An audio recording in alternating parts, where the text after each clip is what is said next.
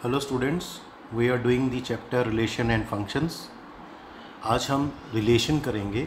Last time हमने किया था Cartesian product of two sets. तो आज हमारा टॉपिक है रिलेशन। तो what is a relation? A relation capital R from a non empty set capital A to a non empty set capital B is a subset of A cross B. That is R is a subset of A cross B. अगर इसको simple words में बोलें तो जो relation होता है, मान लो relation B एक सेट होता है, ठीक है, और वो जो रिलेशन एक सेट होता है वो हमेशा क्या होता है? सबसेट होता है। किसका? ए क्रॉस बी का। ए क्रॉस बी मतलब Cartesian product of A cross B. तो इसको मैंने लिख दिया आर। अगर आर एक रिलेशन है तो वो एक सबसेट होगा ए क्रॉस बी का, और आप कह सकते हैं आर भी एक सेट होगा क्योंकि ये सबसेट है ए क्रॉस बी का। नाउ डोमेन क्या होती है रिलेशन की? अब याद रखना, ए क्रॉस बी के जो एलिमेंट्स होते हैं वो पेयर की फॉर्म में होते हैं, तो इसका मतलब आर के एलिमेंट्स भी पेयर की फॉर्म में होंगे। तो डोमेन रिलेशन की क्या होगी? तो आर जब हम लिखेंगे तो उसके अंदर रोस्टर फॉर्म में लिखेंगे तो वहाँ पेयर्स आएंगे। तो उसमें कहता है the set of all first elements of the ordered pairs in a relation R, ठीक है, from a set A to set B is called the domain of the relation R. अभी जब मैं क्वेश्चंस कराऊंगा आगे, न्यूमेरिकल प्रॉब्लम्स करेंगे तो आपको ज़्यादा क्लियर होगा। अभी आपको इन नोट्स बनाने हैं, थ्योरेटिकल नोट्स हैं। तो क्या होता है, जो ऑर्डर्ड पेयर्स बनेंगे रिलेशन आर क्योंकि एक सेट होगा पेयर्स का, तो उन पेयर्स के अंदर जो सेट बनेगा फर्स्ट एलिमेंट्स का, ठीक है, उसको बोलते हैं डोमेन ऑफ रिलेशन। ऐसे range and codomain of relation क्या होता है?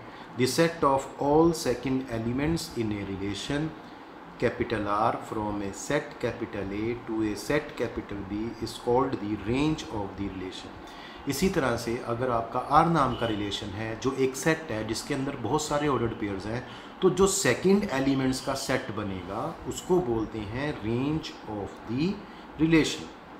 अब बात आती है कोडोमेन क्या होता है? The whole set B is called the codomain of the relation. इसमें एक चीज़ का आपको ध्यान रखना होगा यहाँ पे कि जो रिलेशन है वो कहाँ से कहाँ डिफाइन किया है। अगर ए से बी की ओर जा रहे हैं तो बी नाम का सेट क्या होगा? कोडोमेन होगा। अगर बी से ए की ओर आ रहे हैं तो ए सेट जो होगा वो कोडोमेन होगा रिलेशन आर का।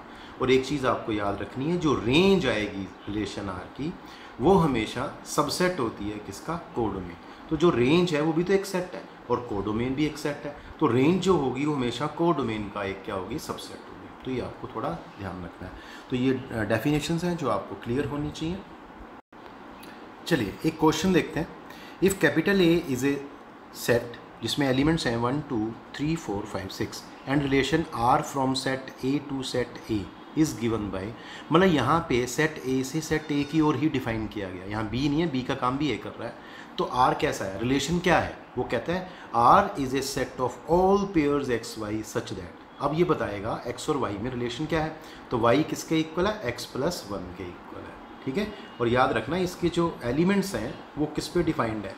ठीक है, ए के ऊपर डिफाइंड है, सेट ए के ऊपर। अब कहता है depict the relation using an arrow diagram. तो एरो डायग्राम से आपने इसको रिलेशन को दिखाना होगा। Write down the domain, codomain and range of R. तो आर की रेंज, कोडोमेन और रेंज क्या आएगी वो आपको बतानी है। तो वी हैव ए सेट दिया हुआ है 1 2 3 4 5 6 और आल्सो रिलेशन आर जो दिया हुआ है ए से ए गिवन। इसको ऐसे लिखते हैं बेटा, relation R from set A to A. तो ऐसे लिखते हैं सिंबॉलिक फॉर्म में, R from set A to set A given by, ये दिया हुआ है आपको क्वेश्चन में, वो सेम लिखा हुआ है हमने यहाँ पे इन रोस्टर फॉर्म। अब रोस्टर फॉर्म में कैसे चेंज करना है? तो ये रफ है, ये आपने करके नहीं दिखाना, रफ में कर सकते हैं। देखो वाई किसके इक्वल है? देखिए एक्स प्लस 1 के इक्वल है। अब एक्स वाई अपनी दोनों वैल्यू कहाँ से लेने वाले हैं? ए सेट से लेने वाले हैं। तो मैंने एक्स की वैल्यू कम से कम क्या पुट कर सकता हूँ? देखो एक्स की वैल्यू, एक्स किसको बिलोंग करता है? ए को, तो कम से कम वैल्यू क्या ले सकता है? 1। तो जब एक्स की वैल्यू 1 है तो देखो वाई की वैल्यू 2 हो जाएगी, और जब एक्स की वैल्यू 2 है तो वाई की वैल्यू 3 हो जाएगी, जब एक्स की वैल्यू 3 है तो वाई की वैल्यू 4 हो जाएगी, जब एक्स की वैल्यू 4 है तो वाई की वैल्यू 5 हो जाएगी, जब एक्स की वैल्यू 5 है तो वाई की वैल्यू 6 हो जाएगी। लेकिन जब एक्स की वैल्यू 6 होगी तो वाई की वैल्यू 7 हो जाएगी। लेकिन ध्यान रहे ये दोनों जो आपके नंबर्स हैं ये किसको बिलोंग करते हैं? ए को। तो देखो 7 आते ही इसमें दिखाई नहीं दे रहा आपको, इसका मतलब y7 तो आया लेकिन ये ए का मेंबर नहीं होगा, तो ये केस हमारा रिजेक्ट हो जाएगा, इसमें ये पेयर फॉर्मेशन में नहीं आएगा। इसका मतलब हमारे पेयर जो बनेंगे किसके बनेंगे? 1 2 2 3 3 4 4 5 और 5 6 का पेयर बनेगा। 1 2 2 3 3 4 4 5 5 6। तो ये आपका आंसर हो जाएगा रोस्टर फॉर्म में। ये बहुत ही सिंपल क्वेश्चन बन गया। क्लियर हो गया सबको? यहाँ एक्स वाई जो हैं दोनों किसके मेंबर होंगे? ए के मेंबर होंगे। चलिए एरो डायग्राम देखते हैं। एरो डायग्राम आपको मैंने बताया था जैसे कार्टेशियन प्रोडक्ट में बनता है ऐसे ही आर में बनता है। तो पहले सेट ए लिखेंगे, उसके बाद इधर भी सेट ए लिखेंगे क्योंकि ए से ए की ओर डिफाइन किया गया है। ए सेट में कितने एलिमेंट्स हैं? 6 1 2 3 4 5 6 और यहाँ भी 6 एलिमेंट्स से आएंगे, सेम सेट है। अब इसके बाद हमने जो अभी बनाया था पेयर्स का फॉर्मेशन वो कैसे बना था? 1 को किससे रिलेट किया था? 2 से। तो देखो जब हमने x की वैल्यू यहाँ से x की वैल्यू आती है और यहाँ से y की वैल्यू आती है, ठीक है। तो x की वैल्यू जब हमने 1 पुट की तो y की वैल्यू क्या आई? 2। तो बेटा यहाँ y की वैल्यू है, इसमें x की वैल्यू है, तो 1 का कॉरस्पॉन्ड किससे होगा? 2 से। ऐसे 2 किससे कनेक्ट होगा? 3 से। 3 किससे होगा? 4 से। 4 5 से और 5 6 से। और इनके बीच में हम एरो लगा देते हैं। तो इस तरह से एरो डायग्राम है कि ये रिलेट हो रहा है 2 एलिमेंट के साथ, ये 3। और यहाँ जो एलिमेंट्स हैं वो इन एलिमेंट्स की क्या होती हैं? इमेजेस होती हैं, ये भी कह सकते हैं। चलिए डोमेन देखते हैं क्या है। डोमेन क्या होगा आर का? तो बेटा डोमेन जो होगा अभी बताया गया था, जो फर्स्ट एलिमेंट्स हैं, जो आपके फर्स्ट एलिमेंट्स हैं पेयर के, वो ये वाले एलिमेंट है जो यूज़ किए गए हैं। तो यूज़ कौन सा एलिमेंट हुआ है? 1 2 3 4 5। तो इसको एक सेट की फॉर्म में लिख देंगे 1 2 3 4 5। तो डोमेन ऑफ आर जो बनेगा वो सेट ऑफ 1 2 3 4 5। तो ये हम ऐसे भी कह सकते हैं डोमेन जो है वो सेट होती है उन एलिमेंट्स का, ठीक है, जो इनपुट कहाँ से मिलती है? ए से। तो इन एलिमेंट्स का सेट होगी जो यूज़ किए गए हैं यहाँ पे, जो यूज्ड एलिमेंट्स हैं उनका सेट होती है। तो देखो यूज्ड एलिमेंट कौन से हैं? 1 2 3 4 5 एंड 5। तो 1 2 3 4 5 ये 5 एलिमेंट्स होंगे। अब रेंज क्या होती है? रेंज वो यूज्ड एलिमेंट होते हैं यहाँ पे इस सेट में, ठीक है, तो उन एलिमेंट्स का सेट होती है। तो रेंज ऑफ आर क्या बनेगा? देखो 2 3 4 5 एंड 6, 2 3 4 5 एंड 6। तो समझ आ गया? तो रेंज ऑफ आर जो होगी, जो यूज्ड एलिमेंट्स हैं इस सेट में, उनका सेट होगी। या पीछे से आप देख सकते हैं जो ऑर्डर्ड पेयर लिखें उसके जो सेकंड एलिमेंट्स हैं, तो सेकंड एलिमेंट्स यही वाले हैं, उनका सेट बना देंगे और ये फर्स्ट एलिमेंट का सेट हो जाएगा डोमेन में। को डोमेन क्या होती है? को डोमेन तो सिंपल याद रखना आपको, जो यहाँ सेट है ये वाला, ठीक है, ये होल सेट को को डोमेन कहते हैं। तो ये ए होगा, या आप पूरे एलिमेंट्स का सेट लिख सकते हैं 1 2 3 5 6। क्वेश्चन कंप्लीट हो गया साथ ही। चलिए नेक्स्ट क्वेश्चन देखते हैं। एक आपको पिक्चर दे रखी है, एक फिगर दे रखा है, इसमें एक रिलेशन दिखाया गया है। देखिए 9 4 25 5 3 2 1 -2 -3 -5। तो इन एलिमेंट्स को इससे कनेक्ट किया गया है, 9 को 3 से, 9 को -3 से, 4 को 2 से, 4 को -2 से, 25 को 5 से और 25 को -5 से। अब आपसे पूछता है ये जो रिलेशन आप यहाँ से देख पा रहे हैं इसको समझिए।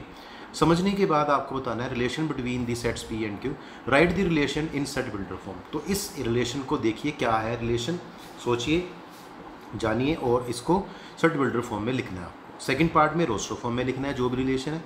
And what is domain, range and को डोमेन। तो देखिए मेन क्वेश्चन तो इसका यही बनता है रोस्टर फॉर्म का ज़्यादातर, और डोमेन, रेंज और को डोमेन का बनता है निकालने का। चलिए देखते हैं।